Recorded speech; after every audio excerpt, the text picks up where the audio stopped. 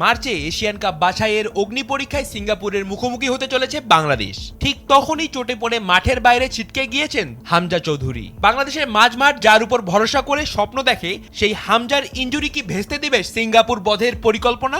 তবে কি শেষ পর্যন্ত দেখা যাবে না হামজা ম্যাজিক? ইংলিশ চ্যাম্পিয়নশিপে চার্লটন অ্যাথলেটিকের বিপক্ষে ম্যাচে লেস্টার সিটির হার ছাপিয়ে বড় হয়ে উঠেছে হামজা চৌধুরীর চোট। ম্যাচের পর লেস্টারের কোচ অ্যান্ডি কিং জানান, হামজা ক্র্যাচে ভর করে হাঁটছেন এবং হাঁটুতে ব্রেস লাগানো হয়েছে।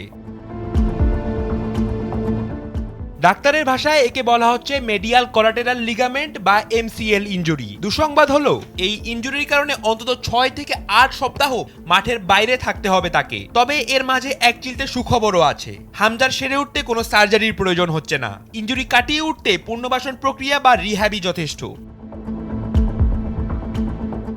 আগামী 26শে মার্চ ভিয়েতনামের বিপক্ষে প্রীতি ম্যাচ এবং 31শে মার্চ সিঙ্গাপুরের বিপক্ষে এশিয়ান কাপ বাছাইয়ের মহা গুরুত্বপূর্ণ লড়াই। ট্রান্সফার মার্কেটের তথ্য অনুযায়ী আন্তর্জাতিক বিরতির পর মার্চের প্রথম সপ্তাহেই ফেরার সম্ভাবনা আছে হামজার। কিন্তু প্রশ্ন হলো, বাংলাদেশের জার্সিতে ফেরার জন্য তিনি কি শারীরিক ও মানসিকভাবে শতভাগ প্রস্তুত হতে পারবেন?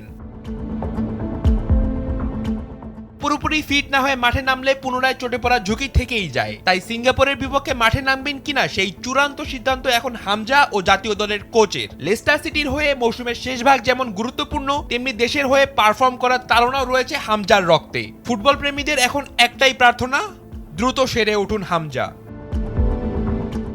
রাফিদ বিন ইসলাম, সময়ের আলো।